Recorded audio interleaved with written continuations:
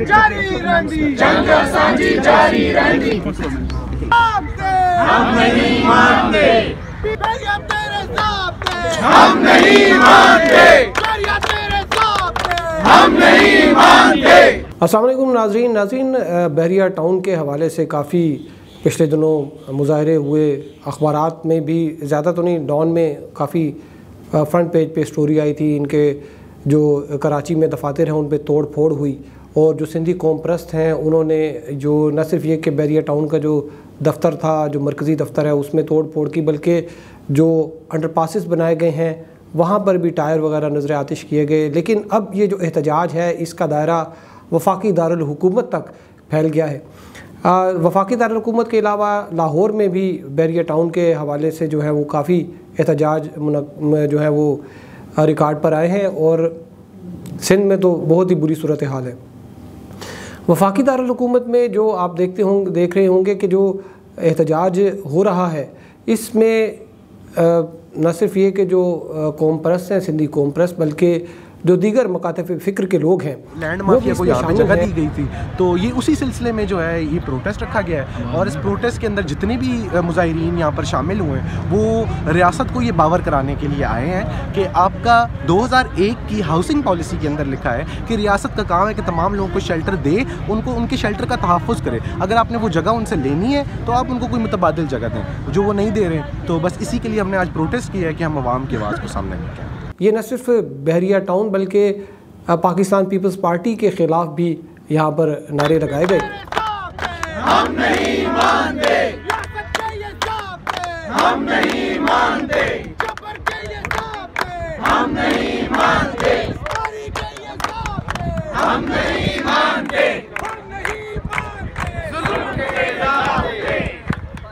और उसकी वजह यह है कि जो सिंध में पाकिस्तान पीपल्स पार्टी ने बहरिया टाउन को बहुत ज़्यादा अराजी जो है वो फराहम की।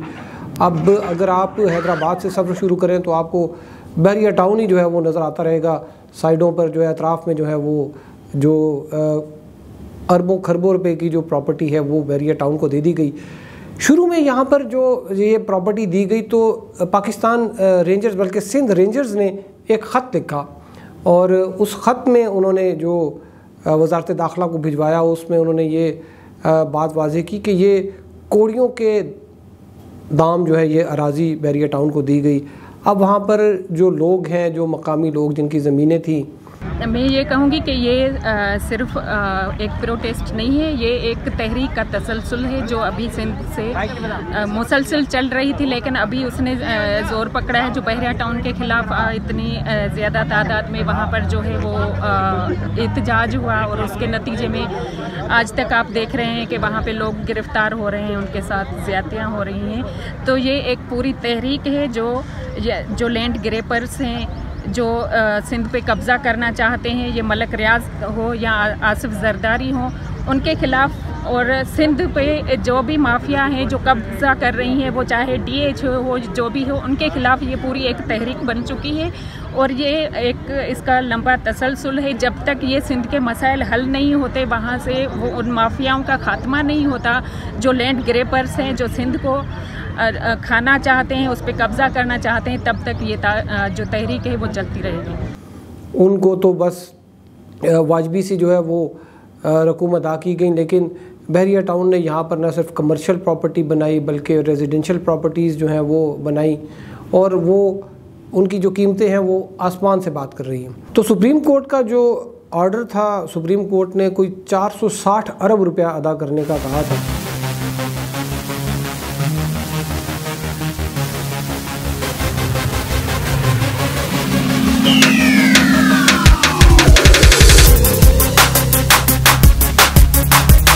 तो 460 अरब रुपया जो है वो मलिक रियाज की कोशिश यही है कि वो उसको कहीं आगे पीछे से जो है वो कंपनसेट करें, लेकिन फिर भी उनको काफ़ी बड़ी तादाद में पैसे जो है वो देने पड़ेंगे। उसको लेजिटिमाइज़ कर दिया, लीगलाइज़ कर दिया। इसके पर इस जो फैसला आया था सुप्रीम कोर्ट का, उस पर भी सोशल मीडिया पर काफ़ी तनकीद हुई, लेकिन चूँकि ये एक अदालती हुक्म था और उस पर जो है बहरिया टाउन वो थोड़े थोड़े पैसे कोई कभी होते हैं तो दे देता है, नहीं तो वो रीशेड्यूल ही होता जा रहा है। कोविड की वजह से काफ़ी वो रीशेड्यूल हो गया। फिर इसमें अब बहरिया टाउन को हुकूमत की जानिब से भी मराहत मिल रही हैं। पाकिस्तान जो नया पाकिस्तान हाउसिंग स्कीम है उसमें भी बहरिया टाउन के ये जो डिस्प्यूटेड जो लैंड है वहाँ पर स्कीम में जो है वो मुतारिफ़ कराई जा रही हैं। तो जो यहाँ पर जो बहरिया टाउन के मुतासरीन हैं उनको कंपनसेट नहीं किया गया प्रॉपरली।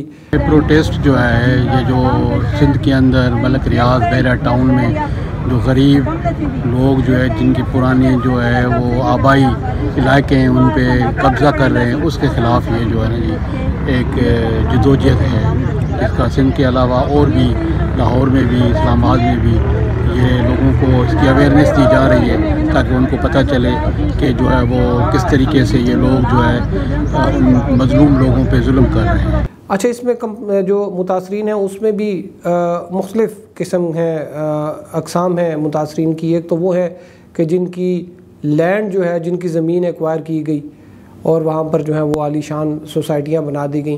फिर इसके अलावा बहुत बड़ी तादाद में वो लोग भी हैं जिनको अलॉटमेंट जो है वो लेटर दिए गए, जिन्होंने पैसे जमा कराए, जिन्होंने बुकिंग कराई मुख्तलिफ़ प्लॉट्स की और वो अक़सात देते रहे, बाकायदा एक साथ देते रहे कि हमें ये प्लॉट्स मिलेंगे, लेकिन उनको अभी तक नहीं मिले। बहरिया टाउन ने जो सबसे ज़्यादा उसके जो अब तकरीबन 1 मिलियन के करीब एक 10 लाख के करीब जो हैं वो इनके मुतासरीन हो गए हैं। असल बात यह कि ये प्रोटेस्ट सारी सिंध में हुआ है, फिर लाहौर में हुआ है, फिर ये यकजहती के लिए इस्लामाबाद में हुआ है।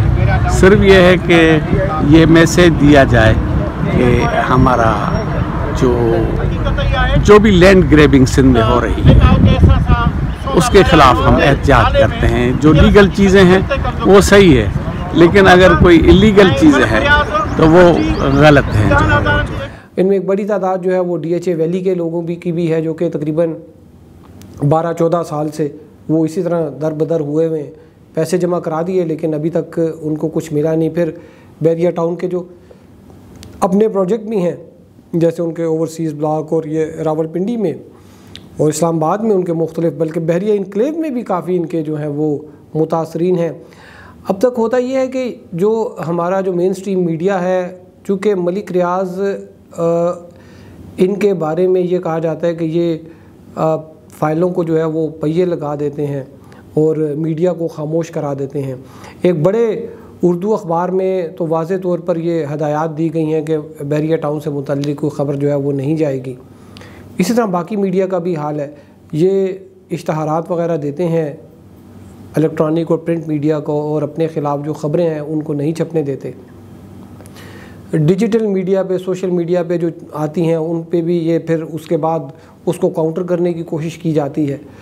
तो ये जो एहतजाज होते थे बहरिया टाउन के ख़िलाफ़, अगरचे ये 5, 7, 8 साल पहले ही शुरू हो गए थे लेकिन उनको इतनी ज़्यादा कवरेज नहीं मिल रही थी। उस वक्त सोशल मीडिया भी इतना नहीं था, लेकिन अभी अगर आप देखें तो आहिस्ता आहिस्ता ये चीज़ें सामने आ रही हैं। लोग जो है बहरिया टाउन के ख़िलाफ़ जो प्रोटेस्ट करते हैं उनको एक हद तक ही सही लेकिन रिपोर्ट किया जा रहा है।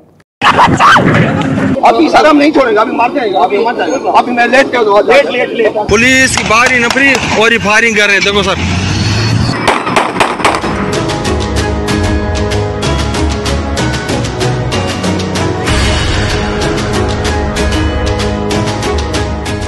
पुलिस SHO खैर फोन के माता ॻाल्हाईंदुसि पोइ हिननि खे वापसि दोबारा हिते खणी आयो।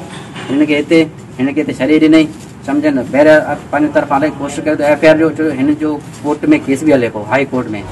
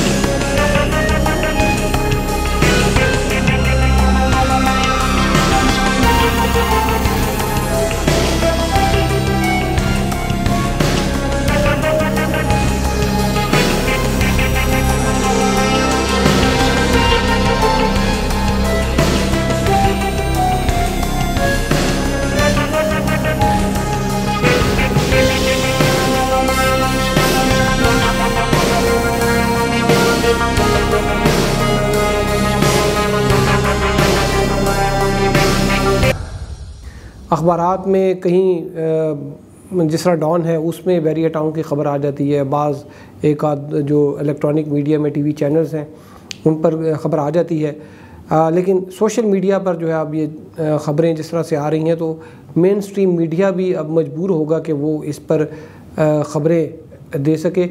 और ख़ुसूसन इस तनाज़र में अगर आप देखें तो बैरिया टाउन के पास अब शायद इतने फ़ंड्स भी नहीं रहे कि वो जिस तरह से वो मीडिया को पहले इश्तहारात देते थे। तो आप देखते होंगे अभी अखबारात में और टीवी चैनल्स में इस तरह से बैरिया टाउन के इश्तहारात नहीं आते जैसे पहले आते थे। तो जब इश्तहारात नहीं मिलेंगे बड़े अखबारात को, टीवी चैनल्स को, तो फिर उनके हमदर्दी भी नहीं रहेगी बैरिया टाउन के लिए और ये चीज़ें आएंगी।